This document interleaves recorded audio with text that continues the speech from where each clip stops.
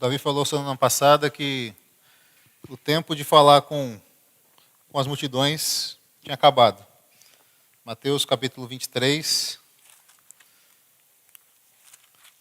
Jesus entrega aquelas multidões à própria sorte. E a partir do capítulo 24, a conversa com os discípulos.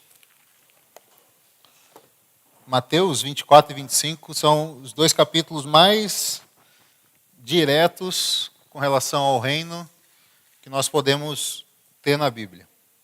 Esses dois capítulos, eles são uma resposta muito seca e direta de Jesus acerca do seu estabelecimento do seu reino. Nós vimos desde o capítulo 1 de Mateus que Jesus, na verdade, é um rei que veio estabelecer o seu reino na terra. Mas nós já conhecemos o final dessa história, ele morre, ressuscita, ascende aos céus, e esse reino não é de fato estabelecido. Parece que ficou faltando uma parte de um rei que veio estabelecer seu reino, que é o reino. Mas, de fato, esse reino ele é estabelecido, só que ele é estabelecido por etapas. É como se você comprasse um apartamento, mas o apartamento ainda não está lá, está só o terreno. Você comprou na planta. E é mais barato aí. Quem está estudando, vai começar a ganhar dinheiro, compra na planta, que é mais barato. Jesus, ele estabelece o seu reino celestial. E a representação do seu reino aqui na terra ele chama igreja. Por um lado, o seu reino já existe aqui na terra. Todos nós que representamos a igreja fazemos parte do seu reino. Por outro lado, a promessa dele é realmente estabelecer um reino. E essa promessa ainda não foi cumprida. Os discípulos de Jesus, eles sabiam exatamente que haveria um momento em que Jesus partiria e haveria um momento em que Jesus voltaria para estabelecer esse reino. E nos três evangelhos, em João, em Marcos, em Lucas, Jesus fala sobre isso. Mas no evangelho de Mateus, até pela identidade de rei que o evangelho de Mateus evoca, ele fala de uma forma muito direta com a autoridade de rei. E ele cita aqui vários sinais que acontecem sobre a sua volta e o estabelecimento do seu reino. O capítulo 24 de Mateus ele é muito completo. Se você quer entender sobre a volta de Jesus, sobre o estabelecimento do reino dele, tudo começa aqui no capítulo 24. E ele vai puxar várias outras referências que você vai pegando, até formar um grande conteúdo que vai mostrar detalhadamente as coisas que vão acontecer. Não é isso que a gente vai fazer hoje. Eu procurei fazer de uma forma com que vocês compreendessem os sinais da vinda de Cristo. Porque mais importante do que saber o que vai acontecer, é saber quais são os sinais, qual é o visual. Jesus ele fala muito sobre, você não vê o céu, ele está vermelho, é porque vai chover. Se ele está vermelho claro, é porque não vai chover e vai dar manhã boa. Nunca vi isso e não entendo disso, mas é isso que acontece. Está escrito aqui. Da mesma forma, a segunda vinda de Cristo. Ela é completa por meio de vários sinais. Pode passar para o primeiro slide. O primeiro slide é os sinais que já aconteceram. O que já aconteceu dentro desses sinais estabelecidos por Jesus. O primeiro deles foi a sua morte e ressurreição. Sem a morte e a ressurreição de Jesus, o seu reino não poderia ser estabelecido. Então, o primeiro requisito para ele se tornar um rei era ele morrer e ter sua morte aceita, por isso ressuscitar, ascender aos céus e se assentar à destra de Deus. A partir daí, o reino dele pode começar a ser estabelecido. Então, aqui enquanto vivo, existia essa dúvida.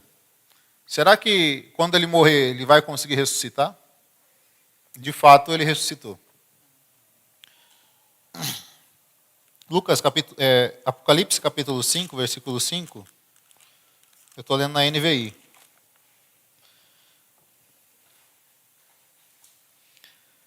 Então um dos anciãos me disse: não chores, eis que o leão da tribo de Judá, a raiz de Davi, venceu para abrir o livro e os seus 7 selos.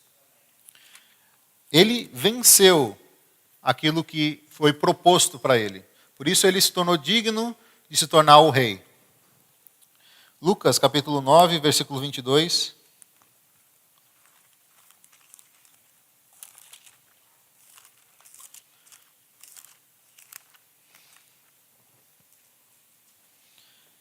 E disse: é necessário que o Filho do Homem sofra muitas coisas e seja rejeitado pelos líderes religiosos, pelos chefes dos sacerdotes e pelos mestres da lei. Seja morto e ressuscite no 3º dia. Então esse é o primeiro sinal, foi cumprido. O segundo sinal que foi cumprido é a dispensação do Espírito. Lá em Atos 1:8, que ele fala: vocês vão receber poder ao descer sobre vós o Espírito Santo. Quando nós cremos na obra de Cristo, nós recebemos o Espírito Santo. Esse também é um grande sinal. O terceiro sinal que já aconteceu foi a destruição do templo. Em 70 depois de Cristo, o templo foi destruído. E ele fala aqui em Mateus 24, versículo 2: vocês estão vendo tudo isso? Perguntou ele. Eu lhes garanto que não ficará aqui pedra sobre pedra, serão todas derrubadas. Por um lado, ele queria dizer sobre a nova aliança, ou seja, aquele templo não mais importaria. Mas, por outro lado, isso realmente aconteceu. O templo ele foi todo derrubado. E o templo ele é um ponto-chave para algo que ainda deve acontecer. Então, esses sinais eles já aconteceram. E agora vem uma sequência de vários sinais que ainda estão acontecendo. Esses sinais eles ocorrem desde da época dos apóstolos e continuam até hoje. Eu separei eles aí em 3 categorias: sinais físicos, sinais psicológicos, mentais, do mundo psicológico, e sinais espirituais. Esses 3 sinais, eles deixam muito claro sobre o cenário que é necessário para a segunda vinda de Cristo. Esses sinais preparam a segunda vinda de Cristo. Todas essas coisas aqui são necessárias. Vocês estão conseguindo ler? Fui eu que fiz o slide, não foi o Davi não, hein? É Canva? Não deu tempo, porque eu fui viajar e não consegui passar os dados para ele. Todos esses sinais, e aqui eu queria ler Mateus 24, do 6 ao 8. Vocês ouvirão falar de guerras, rumores de guerras, mas não tenham medo. É necessário que tais coisas aconteçam, mas ainda não é o fim. Nação se levantará contra nação, reino contra reino, haverá fomes e terremotos em vários lugares. Tudo isso a gente está vendo acontecer. A volta de Cristo é como um quebra-cabeça. Tem várias peças que já estão colocadas. E muitas dessas peças, por serem colocadas há muito tempo, parece que estão em descrédito. Tipo, a guerra. Pô, mas já sempre teve guerra. Teve guerra até antes. O povo de Israel já brigava. Teve terremoto há milhares de anos atrás. Então, o que isso tem a ver com a segunda vinda de Cristo? É porque é um quebra-cabeça. São várias peças importantes dentro desse sistema. Então, as fomes, voltando para o slide, as fomes, as epidemias, as guerras, os desastres naturais, eles impulsionam o homem, eles levam o homem fisicamente a tomar decisões políticas, geopolíticas, que vão levar à segunda vinda de Cristo. Por outro lado, em 2 Tessalonicenses, capítulo 2, versículo 7,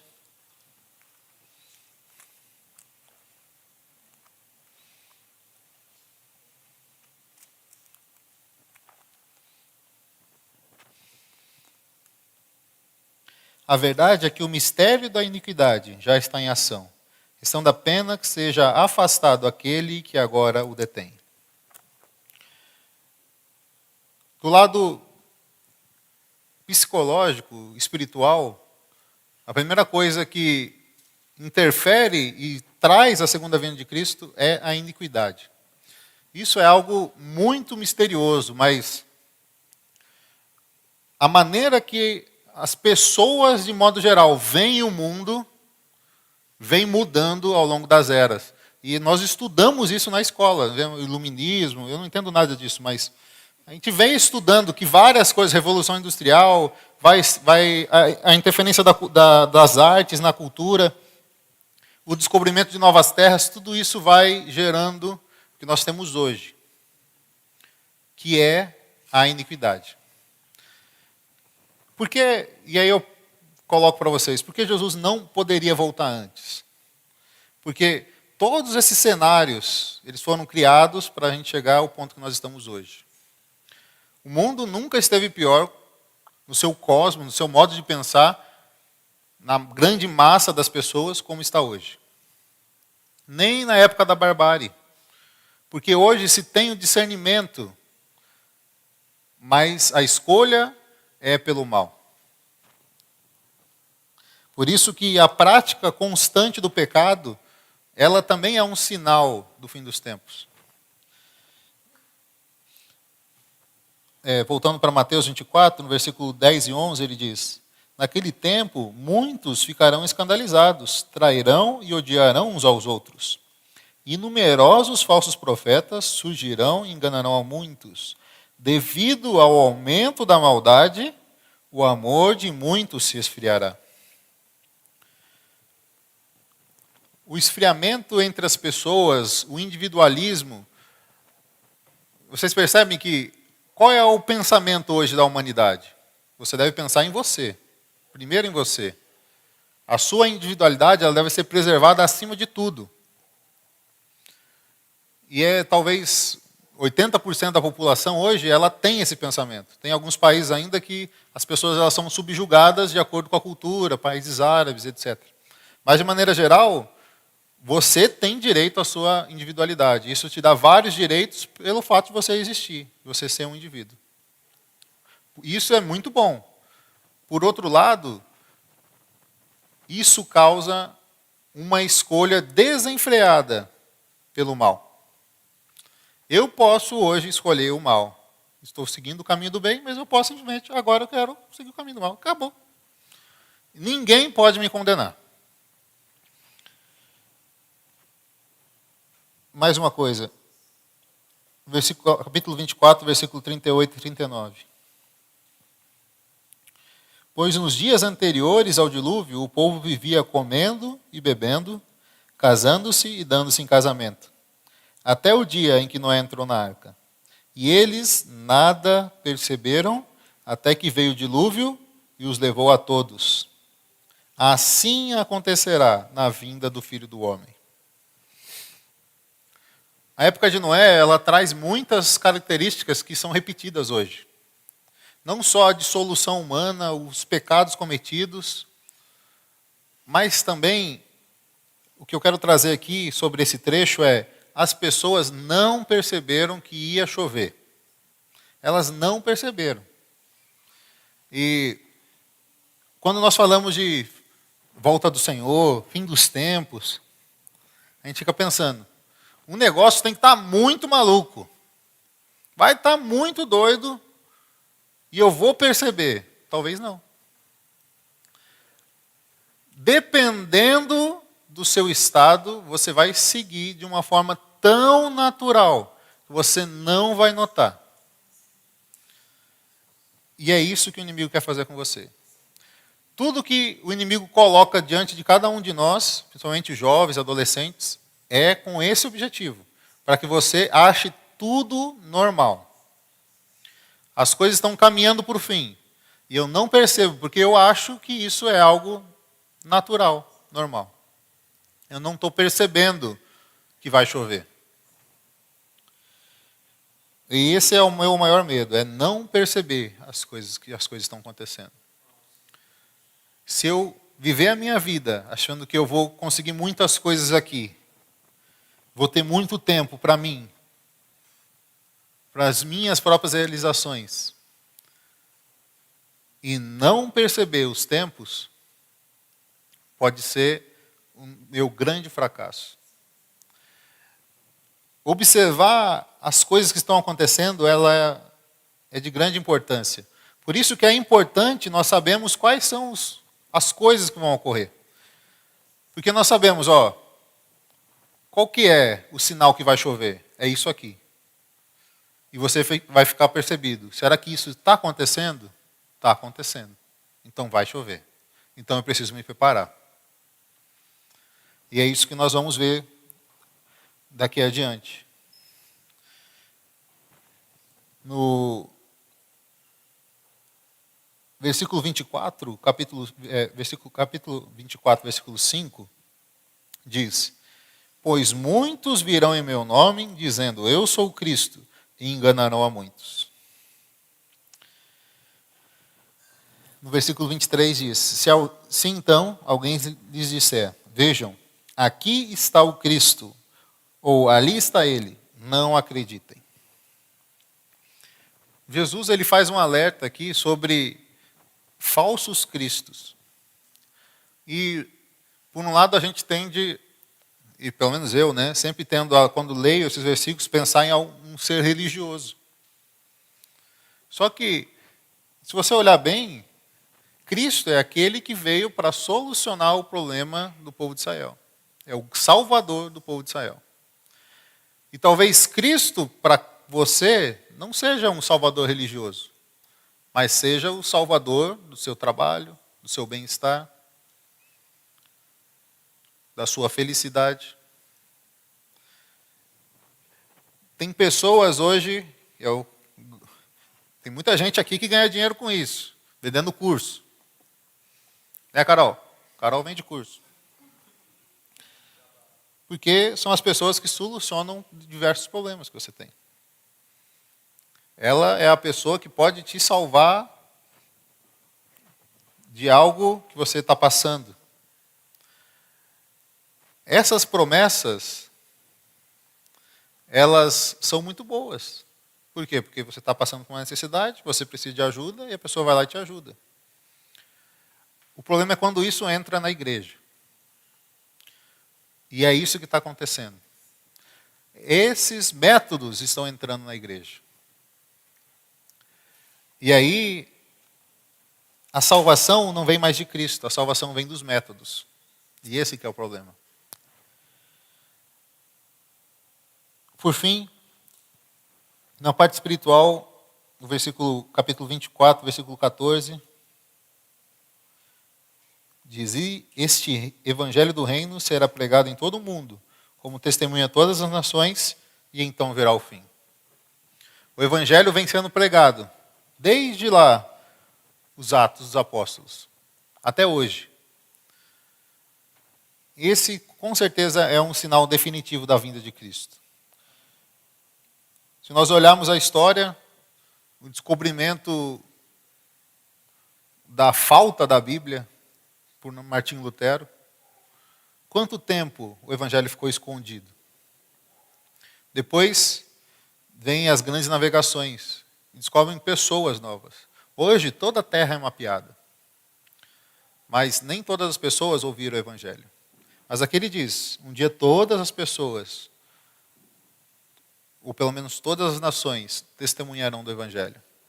E aí é o prazo definitivo para o fim. Então, essas coisas elas estão acontecendo. Desde a ascensão de Cristo até hoje, essas coisas vêm acontecendo. Coisas externas a nós, coisas internas, coisas espirituais. E elas vêm se intensificando. Quando Jesus fala sobre a sua segunda vinda, ela fala que é como uma mulher para dar luz. A luz já deu a luz ali, estou olhando para ela. E quando você sente a dor de parto, pelo que me falam, vai intensificando a dor de parto. Começa com uma contração a cada sei lá quantos minutos, depois 1 minuto, depois, 30 segundos, e aí você não aguenta mais. É isso? Vê essa correlação com o fim dos tempos. As coisas elas estão se intensificando. Antes as coisas aconteciam muito lentamente. 500 anos, 200 anos, 100 anos, 50 anos, 10 anos. Hoje, nos últimos 3 anos, quantas coisas não aconteceram? As coisas elas vão se intensificando. O avanço da tecnologia né? Quando eu paro para pensar, cara, em 2009 não existia smartphone. São 13 anos só. Talvez tenha gente aqui com 13 anos hoje. Mas, para mim, é muito pouco tempo, 13 anos. Eu me formei no ensino médio e não existia smartphone. Não existia essa internet tão rápida quanto é hoje. A tecnologia ela tem evoluído muito. E com ela também todas essas outras coisas. A iniquidade tem evoluído muito. A propensão para o mal tem evoluído muito. Hoje uma pessoa pode ser totalmente maligna sem sair do quarto dela. Ela pode ofender milhares de pessoas, fazer um mal para milhares de pessoas, sem sair da sua cama. Isso é terrível. Então, quais sinais faltam acontecer? Oi? Aí, ó. O primeiro deles, deixa eu ver se está correto aqui. A reconstrução do templo. Em Mateus 24, versículo 15, diz: assim, quando vocês virem o sacrilégio terrível, do qual falou o profeta Daniel, no lugar santo, quem lê, entenda. Aqui eu vou começar a falar sobre coisas que podem ser especulativas. Então, eu vou separar em 3 categorias. Aquilo que está escrito e não tenho o que falar, está escrito. Aquilo que é consenso comum, que é meio lógico, de acordo com vários pensamentos. E aquilo que é minha opinião. Eu já estudei muito sobre esse assunto.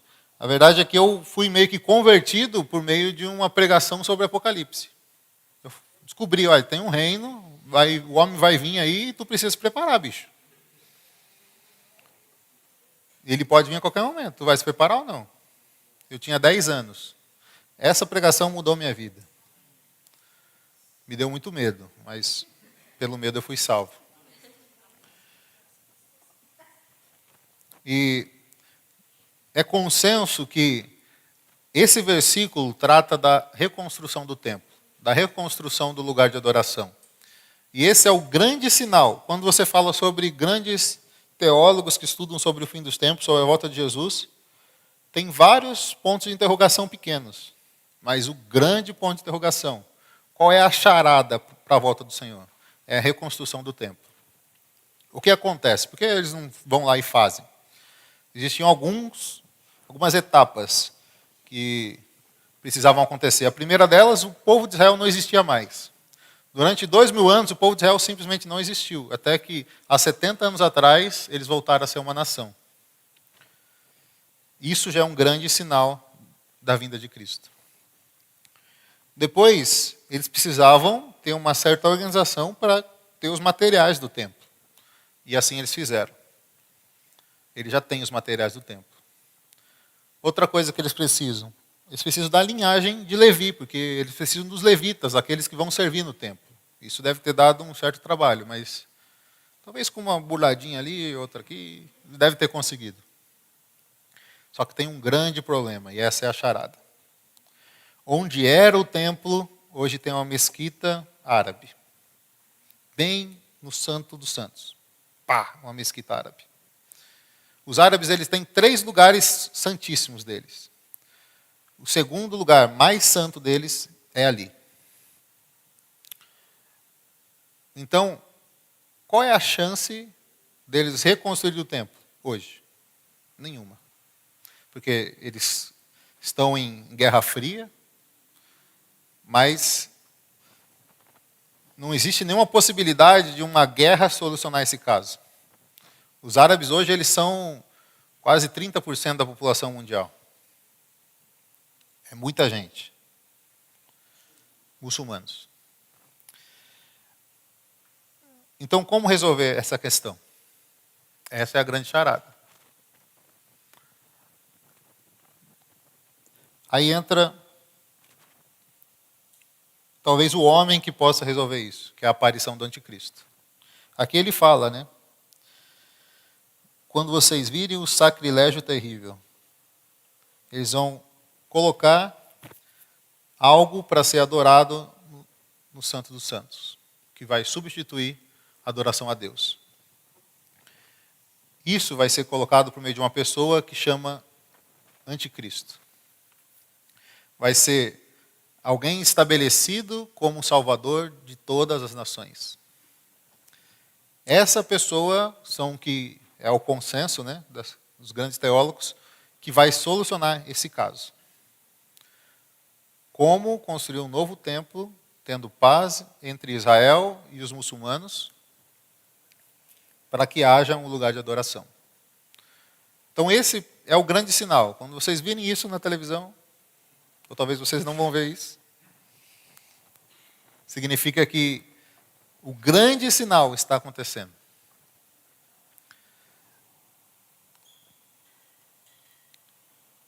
O anticristo, ele traz consigo o que nós chamamos de grande tribulação. Grande tribulação é um período de 7 anos, dividido em 2. Daniel, ele fala muito bem sobre esse período.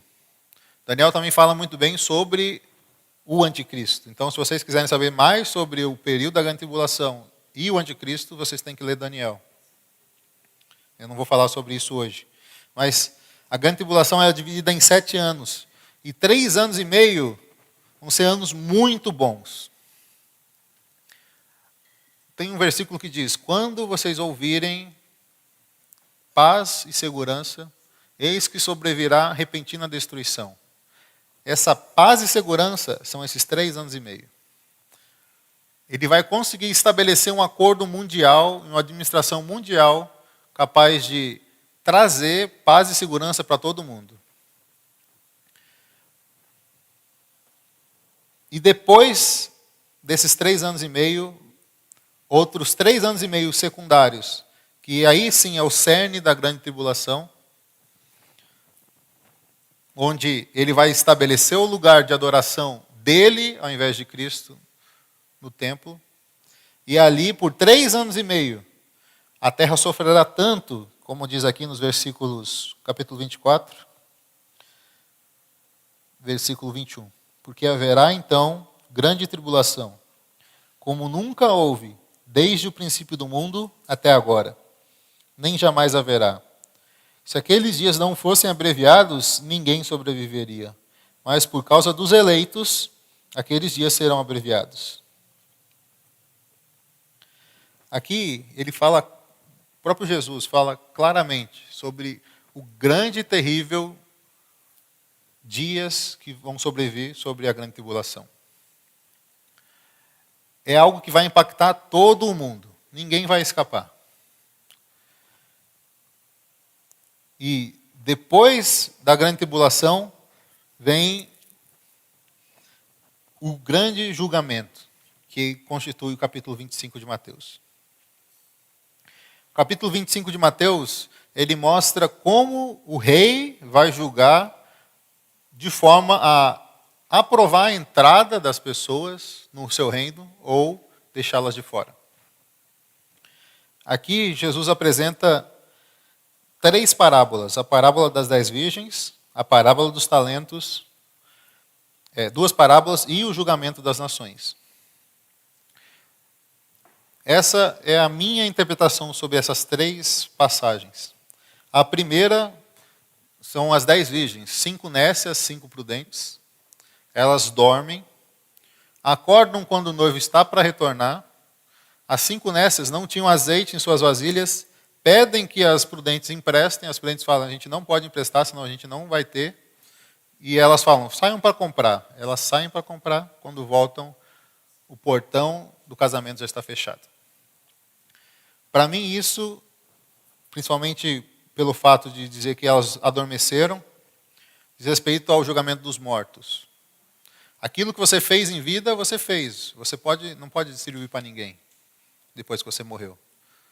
Da mesma forma, a outra pessoa não pode mais ganhar mais nada. Então, depois eu vou falar o que nós devemos fazer. É muito importante que nós aproveitemos hoje. Porque talvez um dia você morra e você não tenha mais tempo. Aquilo que você acumulou de azeite em sua vasilha foi o que você pode entregar no julgamento. A segunda parábola é a parábola dos talentos. Aqui mostra um grande movimento. O Senhor, ele foi que deixou encarregado alguns dos seus servos e deu tesouro para ele, que são os talentos, para que eles fizessem as negociações para ele. Um deu 5, outro deu 3, outro deu 2, outro deu 1. Todos eles multiplicaram menos do que tinha um. O que tinha um não fez nada com o dele. Quando ele voltou, ele ficou muito bravo com o que tinha um e não fez nada. Isso demonstra que cada um de nós recebe de Deus um certo nível de responsabilidade. E esse nível de responsabilidade ele deve ser desenvolvido. Outras pessoas chamam isso de fé. Cada um de nós tem certas questões que Deus encarrega a cada um de nós. E cabe a nós desenvolver. O desenvolvimento ou o não desenvolvimento disso vai acarretar em um julgamento onde aqueles que desenvolveram a preciosidade que Cristo infundiu em você será aprovado, e o que não desenvolveu, aqui ele fala, versículo 30 do capítulo 25, e lancem fora o servo inútil nas trevas, onde haverá choro e ranger de dentes. Para mim, essas duas parábolas, elas falam com os cristãos, com aqueles que são salvos. Os que estiverem mortos deverão ter acumulado coisas durante a vida. Os que estiverem vivos deverão estar desenvolvendo as coisas que foram dadas. E o que Satanás tenta fazer? Estacionar você, te distrair. Quando você distrai, você perde seu tempo, seus anos, correndo atrás de certas coisas e não correndo atrás do desenvolvimento da sua fé. Você está como esse de um talento, enterrado. Um dia eu pego esse talento. Talvez seja tarde demais. E por último, tem o julgamento das nações. O Senhor separa ovelhas e cabritos e fala assim, vocês fizeram bem para mim. Aí eles perguntam, por que a gente fez bem para você? Fala, quando vocês ajudaram os meus irmãos, é como se tivesse feito para mim. E depois ele fala para os outros, vocês fizeram mal para mim. Aí também fazem a pergunta, por que a gente fez mal para você? Se vocês fizeram mal para os meus irmãos, vocês também fizeram mal para mim. Aqui para mim, ele está julgando aquelas pessoas que nunca ouviram o Evangelho, mas em algum momento tiveram a oportunidade de ajudar um cristão. Esse tipo de distinção ela é muito difícil de fazer. Existe um consenso sobre essas coisas, mas é muito difícil você imaginar um julgamento, porque se eu sou um cristão, eu já não recebi a salvação eterna. Então, por que eu vou ser julgado? Vocês nunca pararam para pensar nisso? Vai ter um julgamento. Mas lá atrás, quando o bichinho me prometeu o Evangelho, falou assim, se tu quer em Cristo, tu vai receber a salvação eterna, e eu criei, por que eu preciso ser julgado de novo? Tem algum risco? E aí cria-se várias vertentes no cristianismo que fala que se você não vestir determinada roupa, não tiver determinado comportamento, você perde a sua salvação. Por conta dessa dualidade de salvação. Aqui não está se falando de salvação, está se falando de recompensa. São duas moedas diferentes, duas medidas diferentes. Uma coisa você tem garantida, outra coisa você pode conquistar. Compreende a diferença? Eu tenho uma carteira de motorista, mas eu posso conquistar um Porsche. Aproveitando o Lucas ali, né? A verdade é essa. Existe um período chamado reino milenar, de 1000 anos, por isso milenar, que Cristo reinará sobre a terra.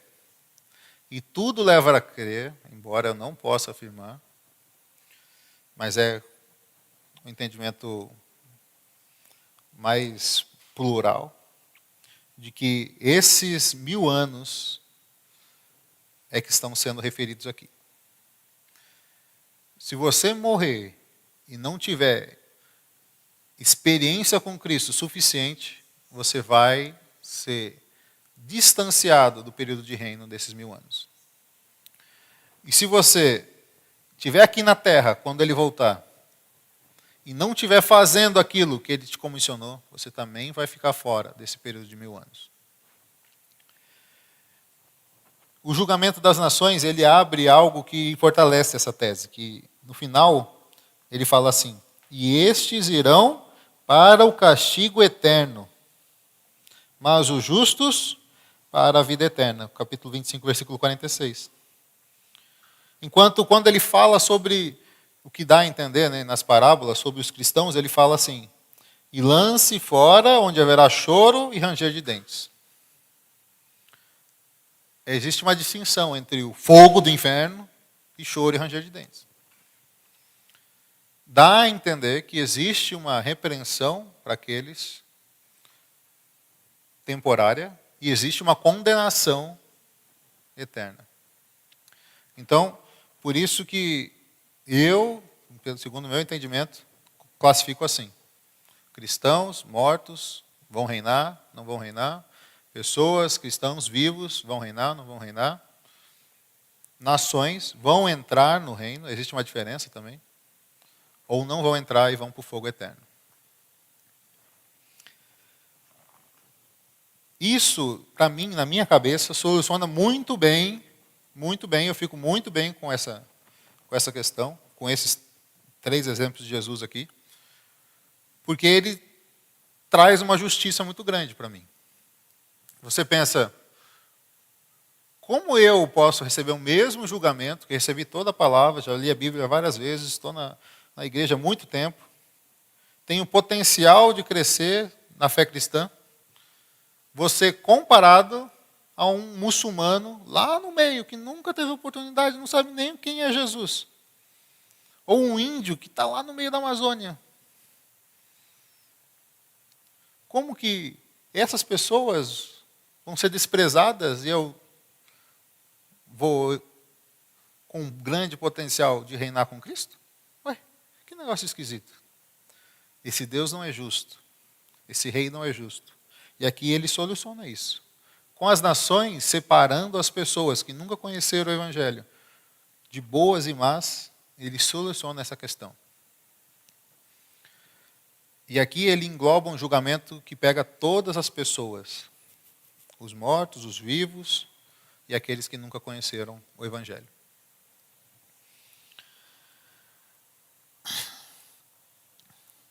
Tem outro ponto também que é muito sensível, que é o arrebatamento. Esse ponto eu não vou falar aqui.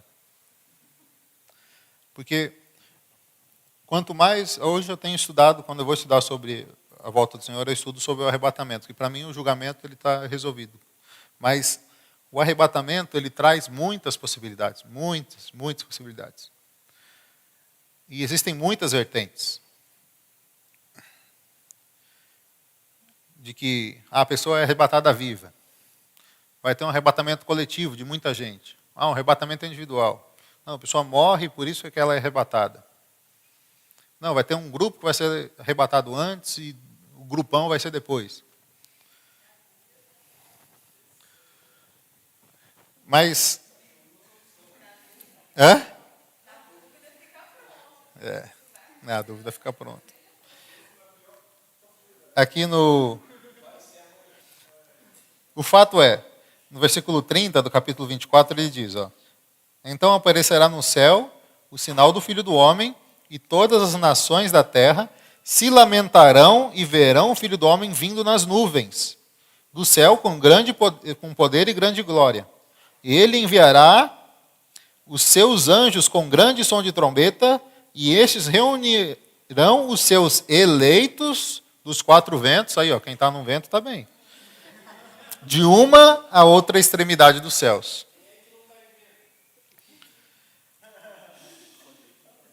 Então aqui, ele dá a entender que vai existir, lá no final, na volta dele mesmo, um arrebatamento, onde ele vai pegar os eleitos e vai levar aos céus, elevar os céus. E todo o mundo vai ver. Então o único que eu posso falar é desse, que está escrito aqui. Mas, de maneira geral, eu acredito que as coisas elas são muito mais naturais do que sobrenaturais. Quando se fala de arrebatamento, se pensa muito em coisas sobrenaturais. a pessoa sumir, eu começar a levantar aqui. Primeiro que eu vou para o céu, a gente já sabe que lá em cima é espaço, gente. Não adianta eu subir aqui que é espaço. É. Então vai ter, já viu, né? Tem série, né? Deixados para trás, sei lá se é uma série, se é um filme. O pessoal tudo subindo, né? O pessoal fica vendo, o cara subindo, ou desapareceu, fica só a roupa. Só a roupa. Chapolin. Não tem nada disso não, gente. Provavelmente.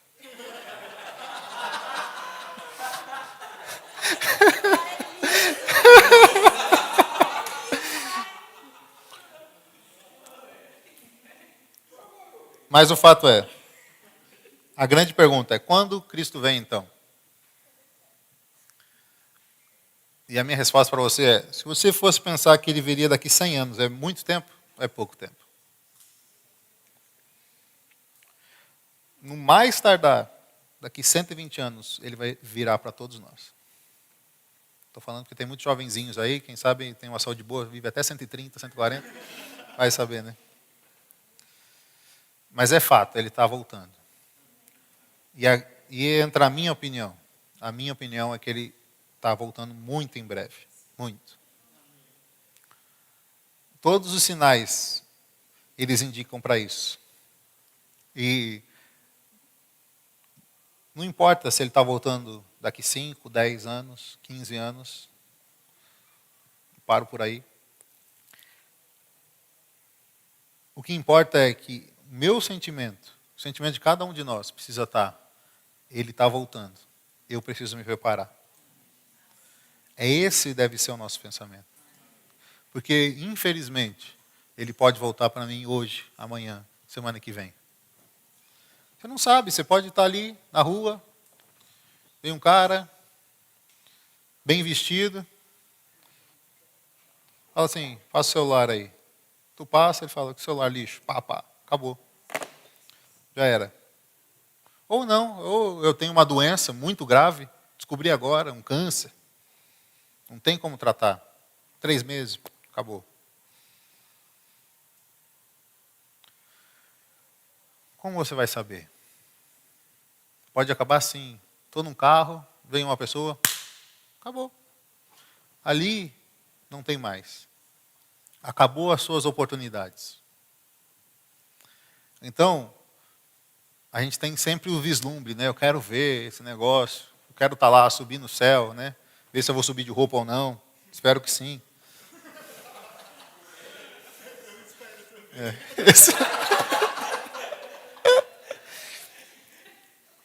Mas o fato é, e se não acontecer?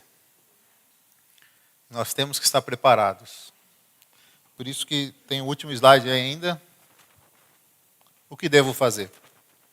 O mais importante é você ter um conhecimento básico disso. Saber que certas coisas importantes vão acontecer para o mundo todo. Vai aparecer um homem, provavelmente. Pode ser uma mulher, pode ser um ser. Pode ser. Um alienígena. Que vai resolver. Porque hoje nós estamos na era das máquinas e tal, então pode ser qualquer coisa. Mas é fato, vai resolver, vai ser adorado.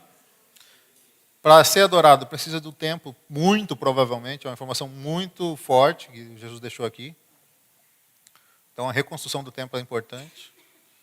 E vai haver paz, vai haver um período de paz muito forte, que vai iludir muitos. É isso que nós precisamos saber. Mas o que nós precisamos fazer hoje? Primeira coisa que nós precisamos é ter uma vida normal. Ter uma vida normal de um cristão. Ou seja, se você está fazendo a faculdade, conclua a sua faculdade. Porque vai ter gente que vai falar assim, pô, ele está voltando daqui 2 anos, daqui 3 anos, pô, tu vai começar a sua faculdade agora, pô, vai entrar no ensino médio agora. Por quê? Vai viver de Cristo aí, ué. Não, tem uma vida normal. Aqui no capítulo 24, versículo 15. Não, perdão, falei errado. No capítulo 24, versículo 40. 2 homens estarão no campo. Um será levado e outro deixado. 2 mulheres estarão trabalhando no moinho. Uma será levada e a outra deixada. Aqui abre muito espaço para interpretação de arrebatamento. Gente que leva. Sim. Mas, enfim. Levando para o aspecto espiritual, eles estão vivendo a vida normal. Um vai ser pego desprevenido. Mas o outro estava preparado. O importante não é o que você faz na sua vida, mas como você a leva. Você deve trabalhar? Deve. Você deve estudar? Deve. Você deve ter uma vida social? Deve. Mas como você vai levar isso de uma forma anormal ou de uma forma normal? Uma forma normal é aquele que leva todas essas coisas, mas sem deixar Cristo de lado. E eu queria falar sobre o terceiro item, que é pregue o Evangelho. O que nós devemos fazer? Nós devemos pregar o Evangelho. De duas formas. Ativamente, abordar as pessoas e falar assim, você quer aceitar Cristo? Olha, tem uma pessoa que morreu, ressuscitou, e pode te salvar. Você quer aceitar essa salvação? Isso é pregar o Evangelho. Depois que ela fala, quero, fala, bicho, agora tem outra bucha para você. Você tem uma vida aí dentro e ela precisa crescer. Pronto, você pregou o Evangelho. Agora, outro aspecto de pregar o Evangelho é a sua vida precisa ser um espelho do Evangelho. Essa é a grande dificuldade. Se sua vida é um espelho do Evangelho, você tem uma vida normal. Porque não importa o que você vai fazer, você não vai virar um alien, não, vivendo na floresta como um monge, ou vivendo num círculo onde não tem como você ser você mesmo. Não. Você vai sofrer todos os desafios de encarar o mundo de frente. E ao encarar o mundo de frente, as pessoas vão ver Cristo em você.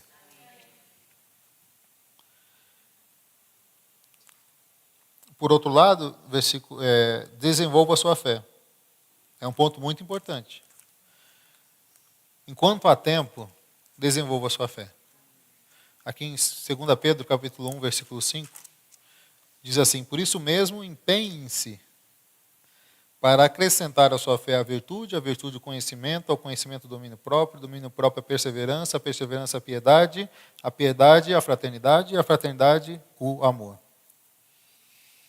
Porque essas qualidades existindo, porque se essas qualidades existirem, estiverem crescendo em sua vida, elas impedirão que vocês, no pleno conhecimento do nosso Senhor Jesus Cristo, sejam inoperantes e improdutivos. Todavia, se alguém as tem, está cego, só vê o que está perto, esquecendo-se da purificação dos seus antigos pecados. Portanto, irmãos, empenhem-se ainda mais para consolidar o chamado e a eleição de vocês, pois se agirem dessa maneira, jamais tropeçarão, e assim vocês estarão ricamente providos quando entrarem no reino eterno de nosso Senhor e Salvador Jesus Cristo. Então, para a entrada no reino, é necessário estar desenvolvendo a fé. Isso é um ponto importantíssimo aqui. Pedro, ele crava isso. Se você estiver desenvolvendo a sua fé, buscando o amor ágape, que é o amor unilateral, você ama as pessoas incondicionalmente, porque é o amor de Deus, você vai entrar no reino. Ponto final. Amplamente suprida, né? E por último, ame a segunda vinda de Cristo. Não existe nada que deve queimar mais no nosso coração do que isso. Haja como se ele fosse voltar amanhã. 2 Timóteo, capítulo 4, versículo 8.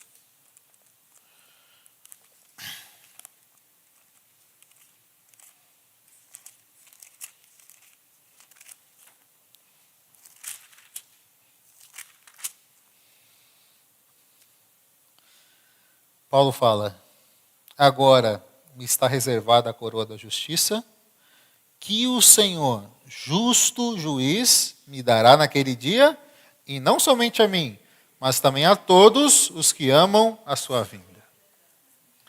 Então, por um lado, Pedro fala, desenvolva a sua fé, Você vai receber.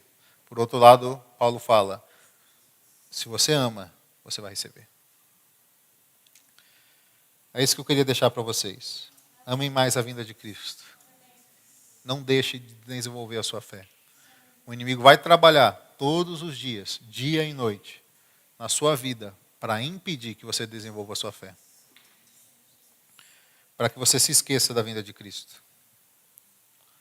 Se você está nessa condição, tem uma boa notícia, ainda há tempo. Não importa o quão distante você esteja, o quanto o seu talento esteja enterrado, ainda há tempo.